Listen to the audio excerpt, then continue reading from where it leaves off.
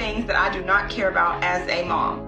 Now, let me preface this by saying that I am a 31-year-old mom of 4 kids, 14, 13, 9, and 3. I got a little bit of experience in this thing called motherhood. Everyone parents differently. This is just how me and my household parent. Okay, so coming in at number 1, snack. Eat as many snacks as you want. Eat what you want. Do not ask me for a damn snack in this house. That goes for my kids and that goes for my kids' friends. Eat what you want. My kids are not gonna be limited to a number of snacks that they can have per day. Like breakfast, lunch, dinner, and 2 snacks. Like, no, we're not doing that here. We don't do that in this house. And when my kids' friends stay the night here, they can eat and drink what they want. They still do ask out of respect for me being their friend's parent, I guess, but I'm gonna say yes regardless. Like, I don't care. Okay, number 2, grade. I know my kids are not expected to be straight A students at all times. Like, they're just not. I know things happen. I was not a straight A student. Their dad cheated his entire way through high school. He will tell anyone that. So like, we understand. Like, we praise C's around here. It just is what it is. That's just what works for our household. I'm not gonna have my kids up late at night stressing, cramming for a test. Like, I'm just not gonna do that. I'm not gonna do that. I know people who used to make themselves sick in school about getting a damn B. So yeah, no. Number 3, going out. I don't care about going out as a mom. I'm a mom. I'm a young mom. Like I said, I'm 31 years old. I'm gonna go out and I'm gonna live my life. I'm gonna do what I want to do. I know a lot of people look down on us moms who go out and drink. The kids are at home, the kids are safe, the kids are fed, the kids will live to see another day. Okay? Stop judging us moms who choose to live our life. We're not like obligated to be put up in the house with our bonnet and muumuu on by 7:30 sharp just because we have kids. Okay? Does that make sense? Number 4. I don't care about screen time, which I know everyone's been saying the whole screen time thing, but like, I don't care. I know a lot of parent friends that I have, they're like really strict on their kids about having cell phones in general, how much time they spend on their tablets, on their phones, watching TV. Like, that's not a big deal to me.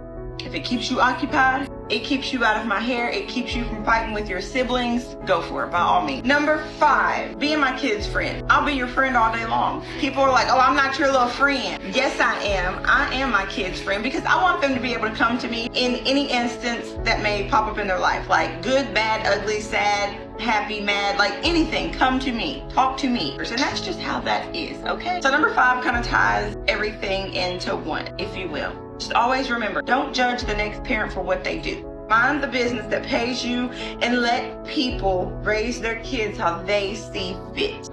I'll be honest, a lot of those rules I quite agree with. The last one there, that I think it's really important that the parents, especially now with what goes on in the world and social media and everything like that, I think it's more vital than ever that the parents are close with their children and they're not necessarily acting and giving off that energy that they are a parent 24/7. They are allowed to be the child's friend.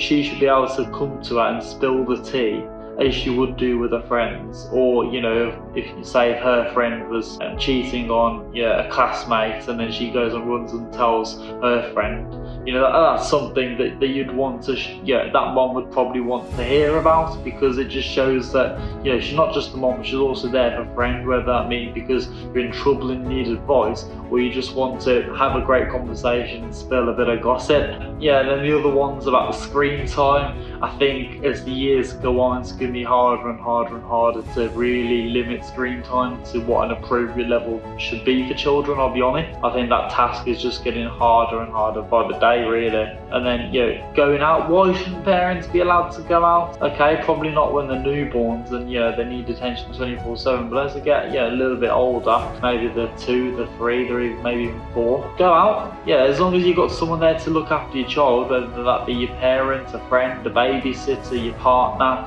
you're allowed to go and enjoy yourself and have time away from being a full-time parent.